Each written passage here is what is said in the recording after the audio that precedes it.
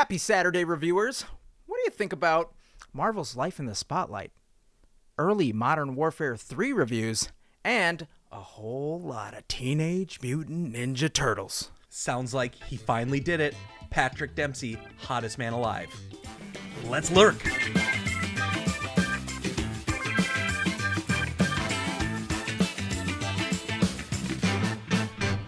that a real thing? We saw him in person, lurkers. That's right. Speaking of our cool. past, Scott, this week we got to revisit our past, didn't we? Whatever do you mean? Our past, present, and the future. We got to watch Teenage Mutant Ninja Turtles. All of it, we did that a from lot. start to finish. Every single... Well, no, just a couple of them, but a lot of Teenage Mutant Ninja Turtles. Before we get into it, I know you're not going to make that YouTube video, so I decided second place. I was late coming home today because I flew to London and I got the pie. Oh, yeah. I don't know why you went all the way to London. You only had to go to L.A. They were sold out. Somebody bought them. It tastes pretentious. And it's moistened with Bieber's tears. Just squirt, squirt. Not Justin, Haley Bieber. Oh. Anyway, while Willie shoves his face with a delicious Erewhon apple pie. Pumpkin pie? Pumpkin pie. Let's talk about somebody else who's in the spotlight. Specifically Marvel. This week, they announced that, hey, we get it. We're hearing the complaints. We read all the little pieces of paper you've been stuffing vigorously into the box. Uh-huh. Some of you may or may not enjoy the fact that you have to watch every single Marvel film and television show in order to understand what's going on in the current one. And we hear you. So we decided to come up with a separate line, track, area to film things. And you know what? The fate of the universe doesn't happen in every single episode.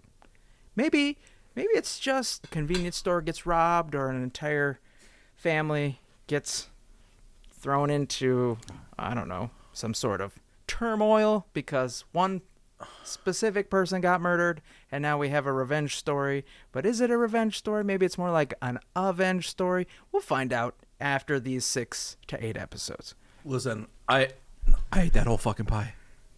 I ate the whole thing. Looks like you I didn't hear a word that you said. And then a ghost came in. It was ectoplasm. Spooky ghost? Yeah. Spooky ghost. What does You all look of like this old mean? Hitler right now. You got to clean that up. Oh God, it's shaving cream, I swear. So they're going to start out with a show called Echo. And if you remember the character Echo, we were introduced to in Hawkeye? the Christmas special. Yeah, Hawkeye. Hawkeyes. Patrick Dempsey? No. Not that kind of Hawkeye. Clint Dempsey Got it. is Hawkeye. Yeah, got it. Anyway, this character is raised by Wilson Fisk.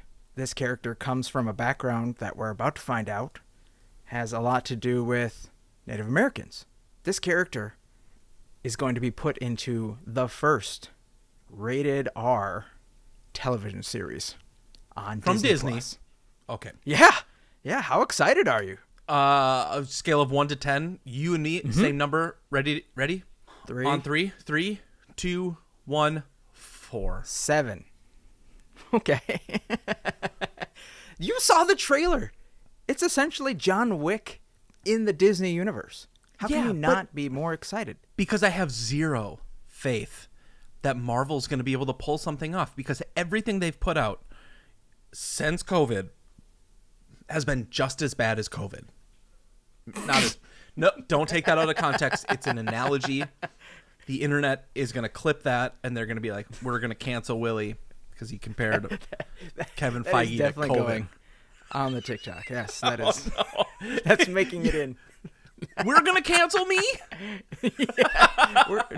I'm technically canceling the both of us, so, going down with the ship here. Just like Willie did on that pie. So you don't think that because they have said now that, hey, You don't need to see anything to understand what's going on. This is going to be a complete story. We're probably going to only introduce one other character from outside the series, but it's going to have nothing to do with the rest of the world. You don't think that this bodes well for the direction that Marvel wants to go? No, my thought is that they got the feedback that they needed to get showrunners, but Echo is done. This show has already been in post-production, and so it follows that it would be identical in terms of story writing, rush to production as all of their previous shows, and whether they're going to like sugarcoat it with an R rating, I don't think that necessarily justifies it. Well, we'll find out later this month when the show debuts. We're going to watch it. We're going to review it for you. And we'll find out if Willie changes his mind or if I have to eat humble pie. Speaking of things I'm not excited for, as this episode goes up, Modern Warfare 3 Gen 2 Your baby has been released. This is like your first girlfriend. We go way further than my first girlfriend. This is your first Sears catalog? Nice.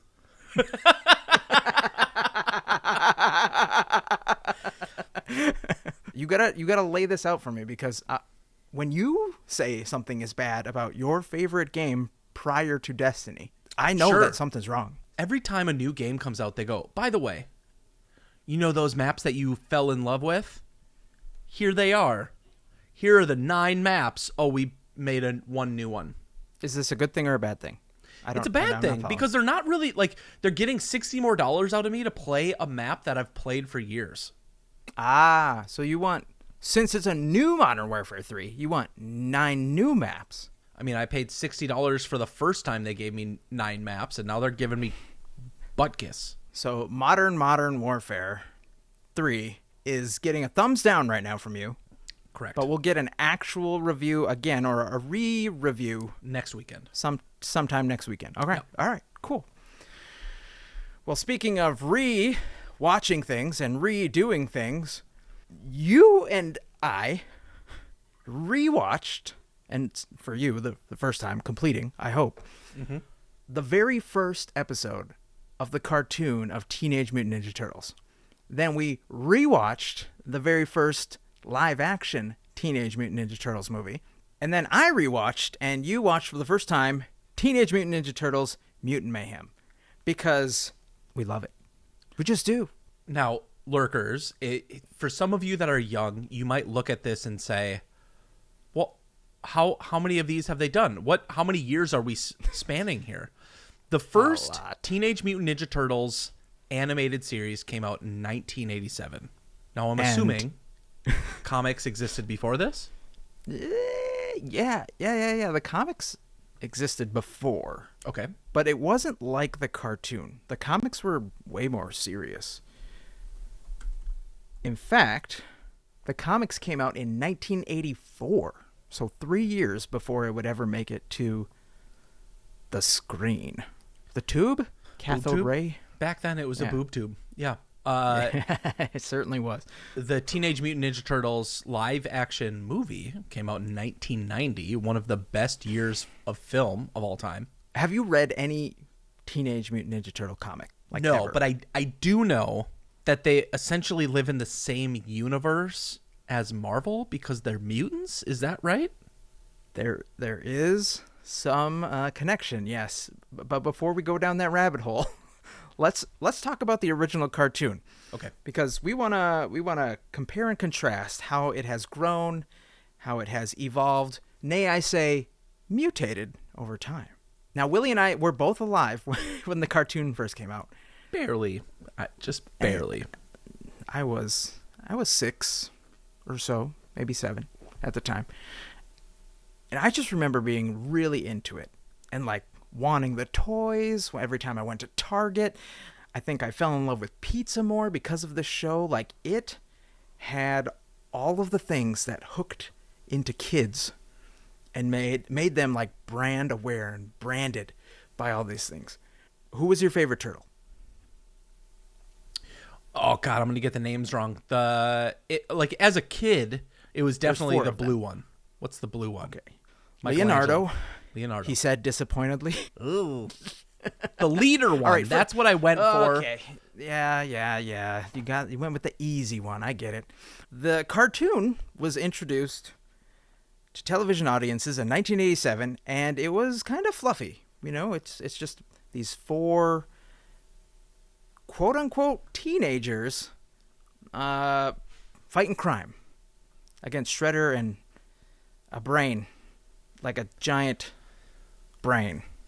It has all the same tropes that you would expect from any animated cartoon of the time. It's no wonder. It lasted for 9 years, which for a kid's show is a long time.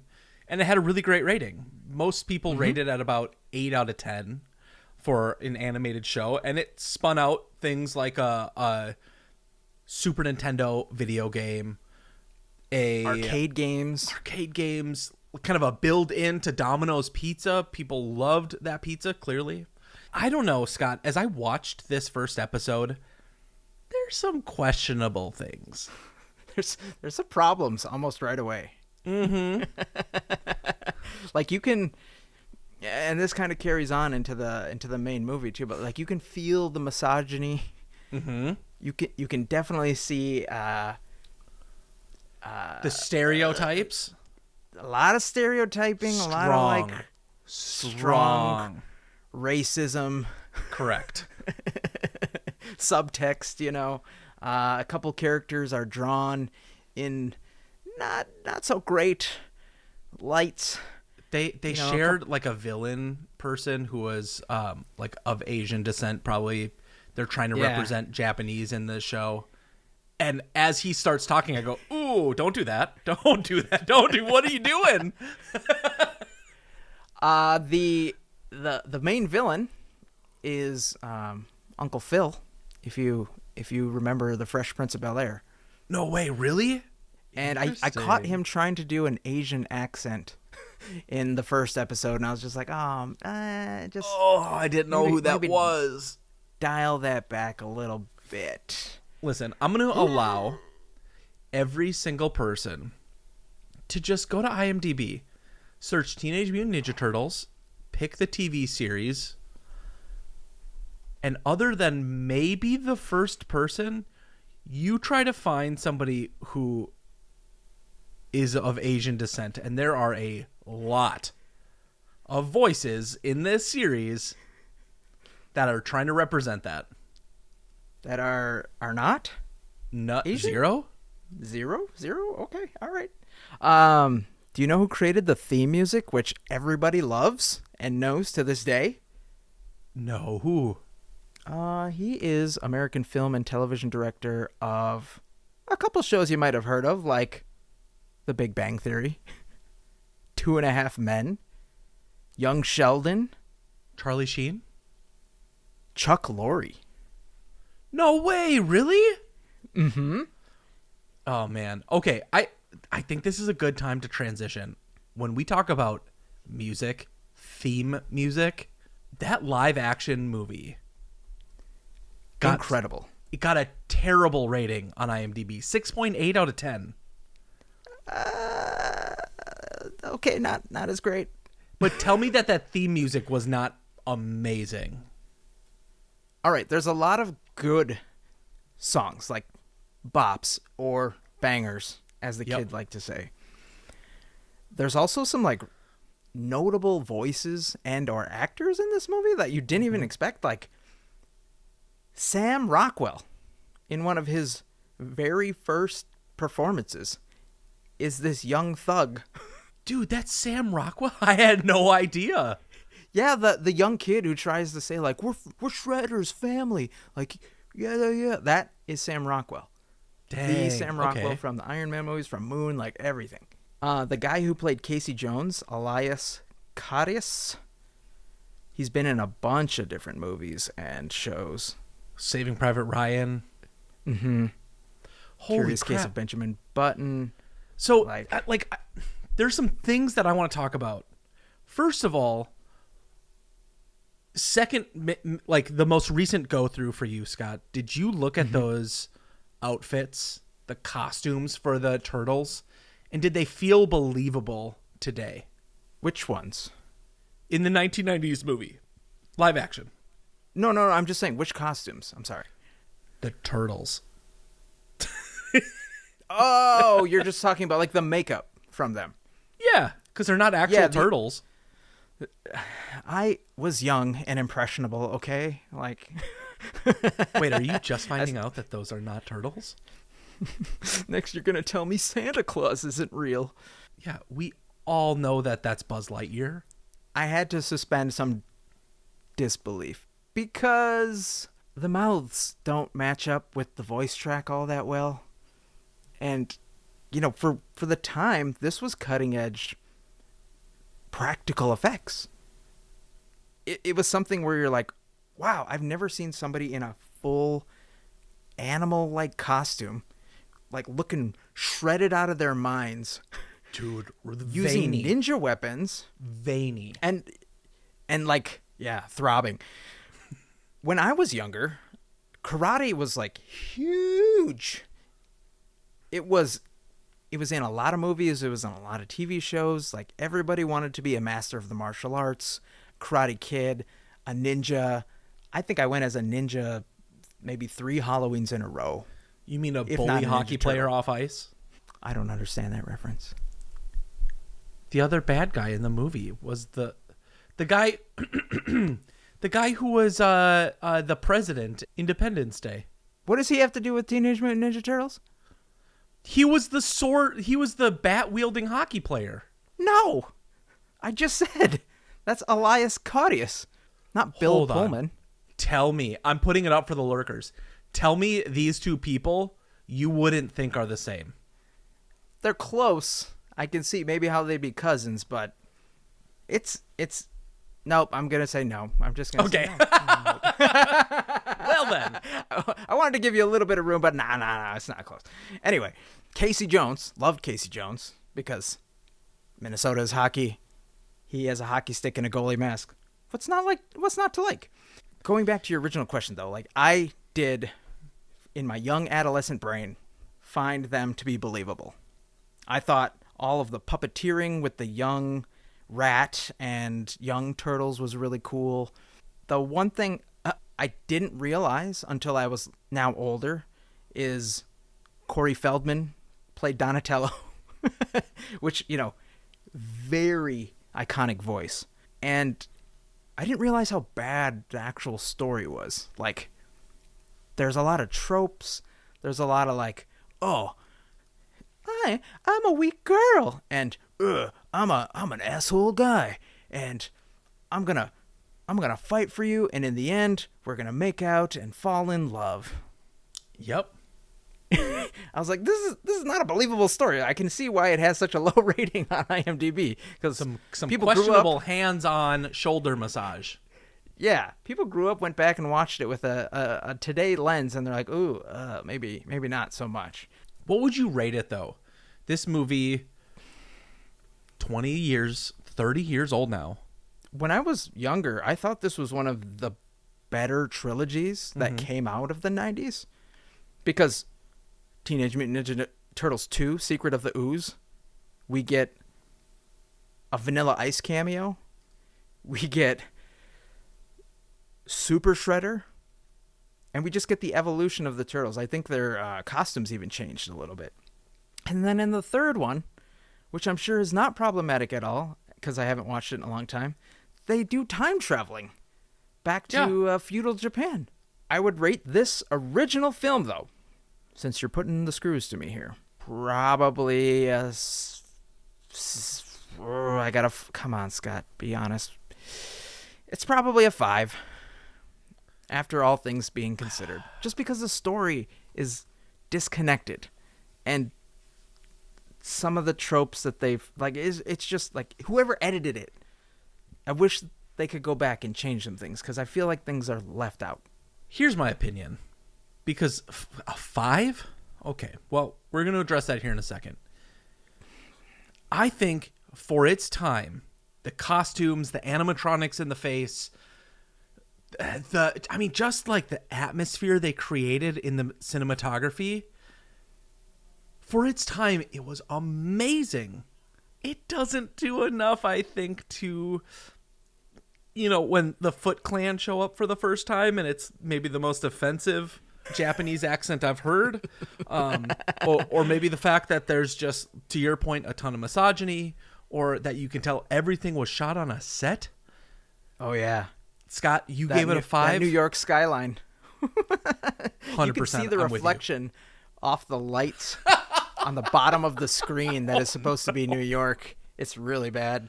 I did not notice that, but I am with you. I give it a 5 as well. Okay. Which brings us to the final film, the most recent iteration in the Teenage Mutant Ninja Turtles pantheon. That's a word, right? Sure. Mutant Mayhem. I love just about everything about this movie. So somehow this movie on IMDb has a rating of 7.2 out of 10. Now, we'll get into our ratings here in a second. But I just want to talk about a few things.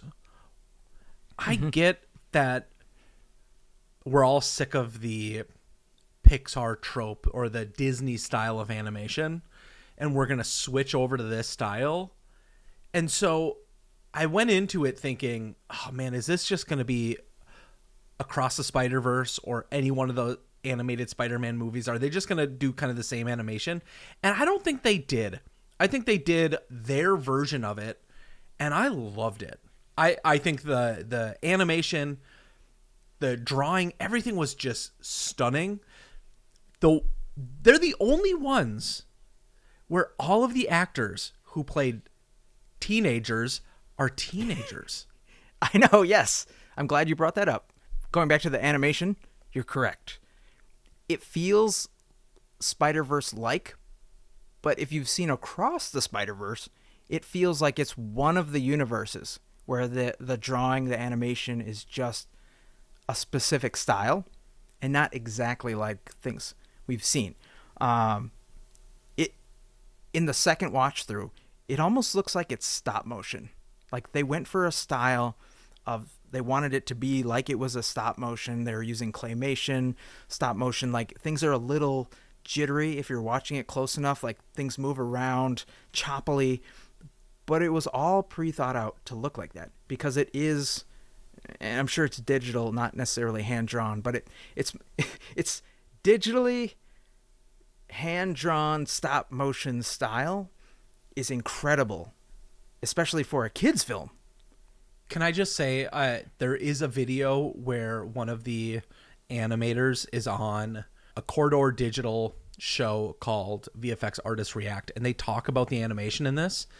Yeah. It is a mix of like 3D animation with their own flair on top of it, where it can do some of the drawing based on what's in frame.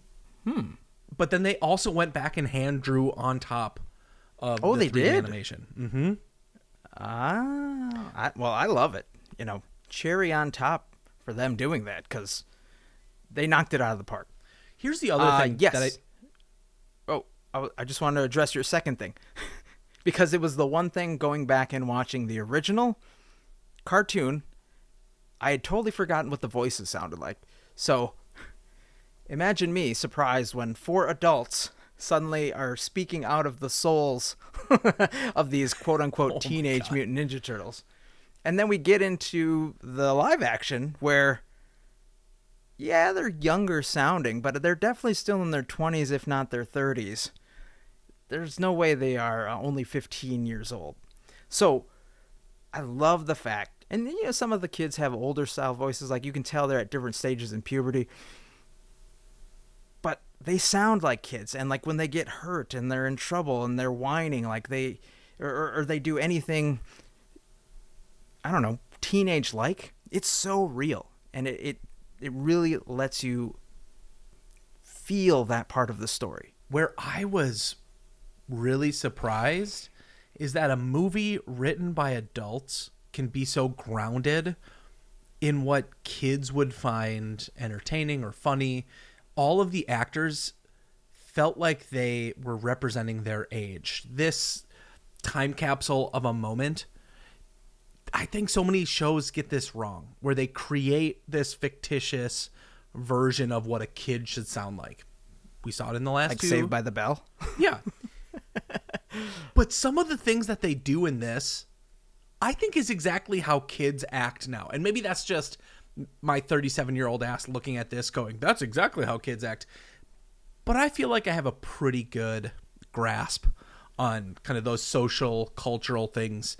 And like when they started singing BTS, some of the way that they tell the jokes, it feels so real. The way that they said, like, yo, April, film us doing this. And they're like, I'm a gangster. Yo, yo, yo. Yeah, I'm a gangster. I want my bacon, egg, and cheese. Yo. You know, like, I thought, like, okay, that's something kids do, sure. But I was at work the other day, and these kids were messing around at one of the tables.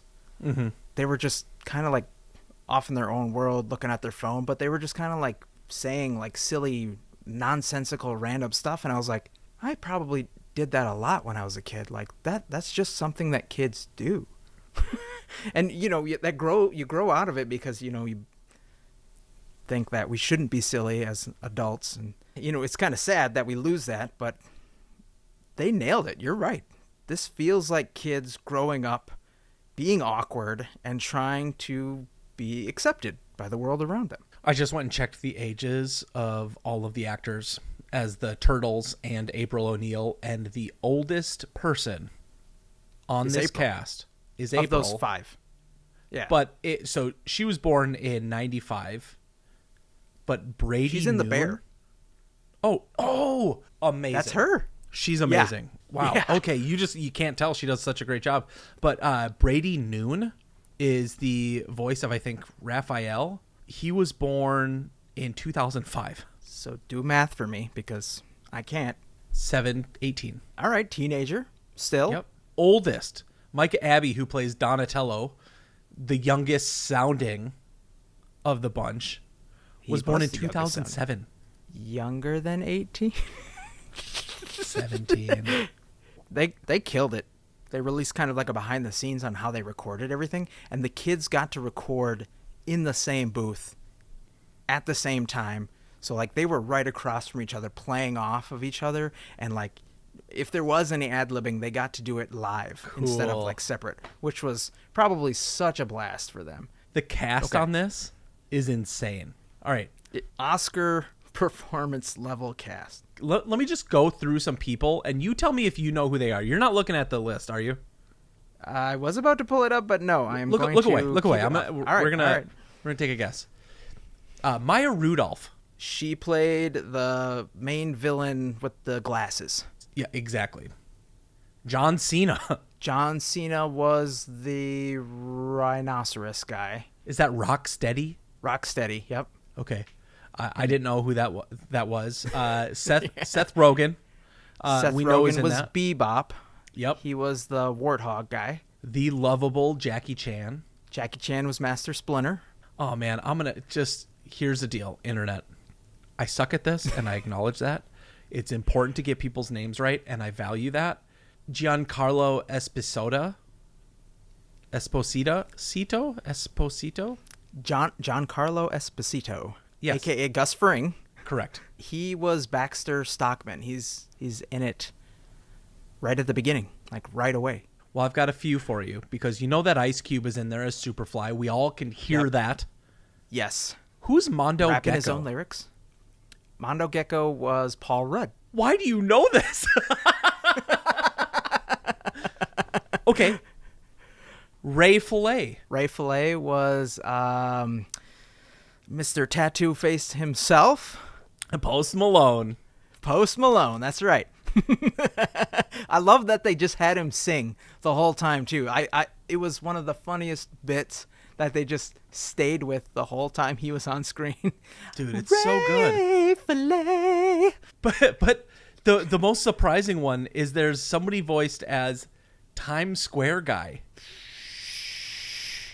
Cameo? It's a cameo. Yep. I don't know. I forgot. I know I can see the guy, but It's Mr. Frickin' Beast. oh,